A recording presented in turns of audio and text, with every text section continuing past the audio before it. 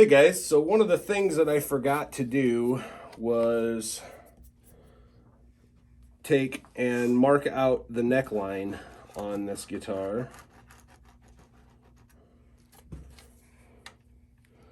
Spring break, so I've got my little helper here with me. If I need anything, he can be my gopher. Yep.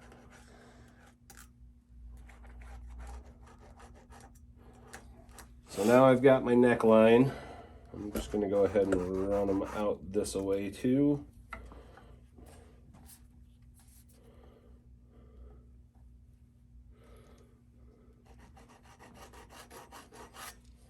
All right, so we got that.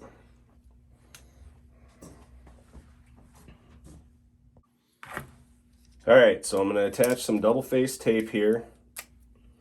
This is not my ideal double face tape, but it will serve its purpose. This is all that the store had when I went, and it'll work. So I line up my center line and my F&T 1X template here.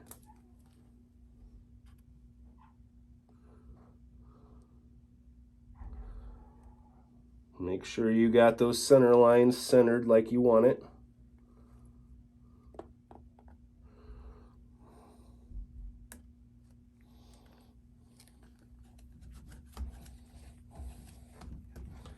That's stuck. Then I'm going to take my 4 ferrules, put those in the holes,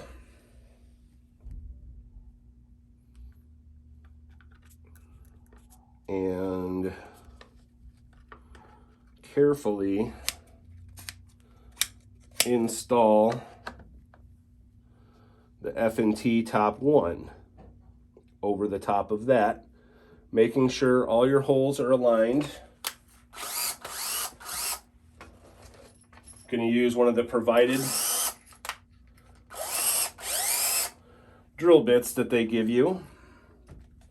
I'm also going to, just to assure that nothing moves, keep my alignment here. And put some of this extra strong masking tape in place just to hold it. So now everything's lined up. That's not going anywhere. Quadruple check that you're in the center of your holes here.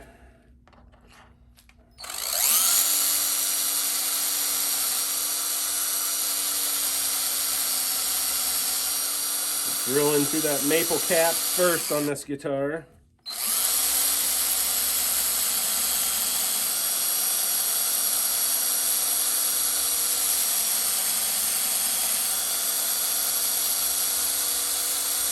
Might actually have to set my drill bit just a shade deeper.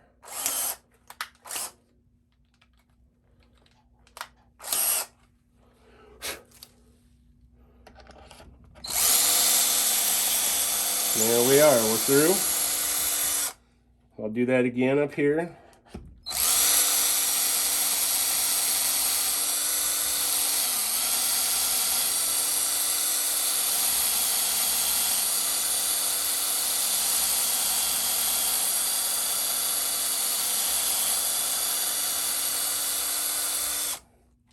And I'll do that 2 more times, and then I'll bring you back. All right, so now we're going to remove the templates.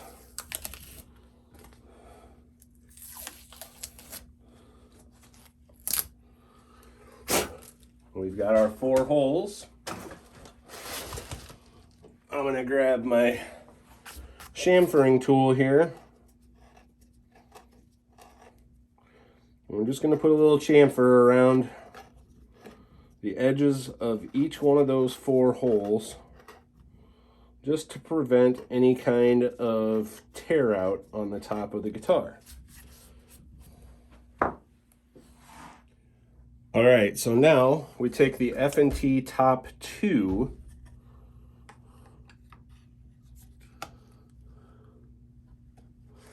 install that on the double face tape using these 2 drill bits as a guide. Again, it's also a good idea to double secure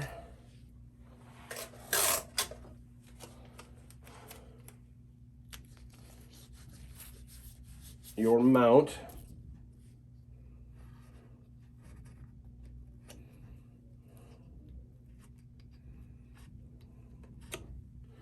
Remove those drill bits.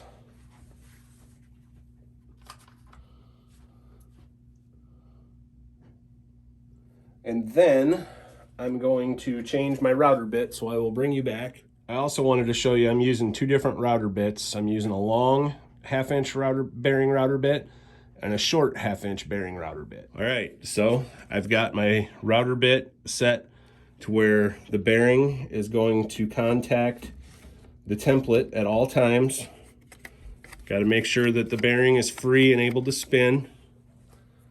And so now we're going to route this.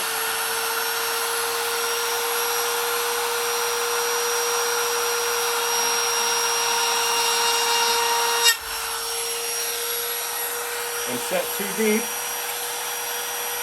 I'm going to go ahead and raise it up.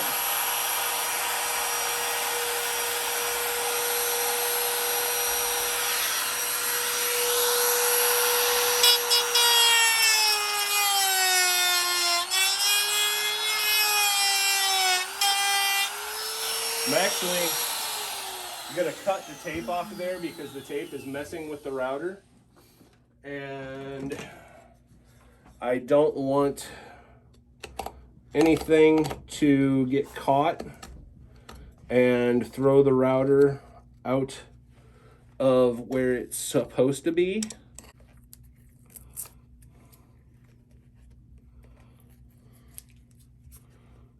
This low-tack tape sure is sticky. All right, watch yourself. Here I come.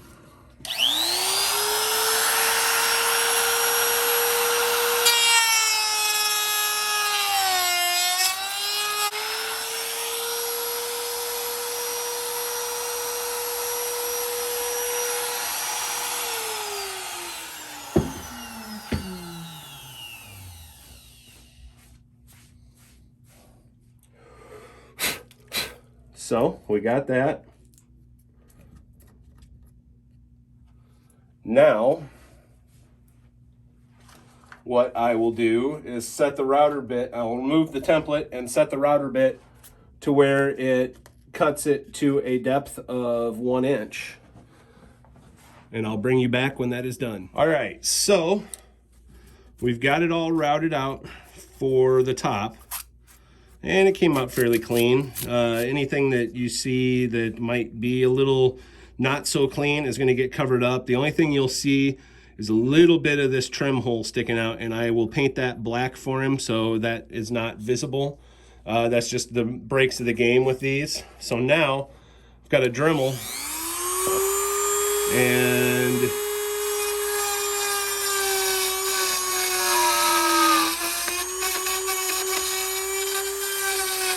I've got to chamfer this edge here.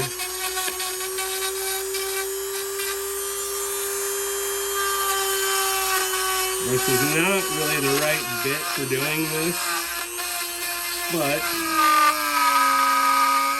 it works. There's actually an inlay bit.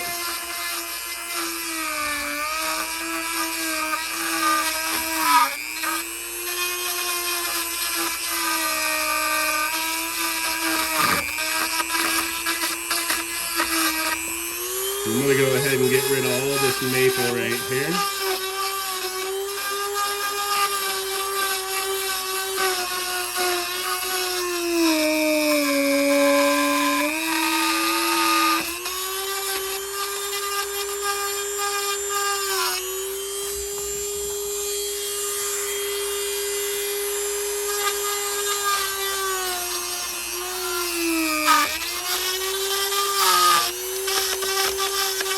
I don't have to be pretty with this because 99.9% of this is going to get removed.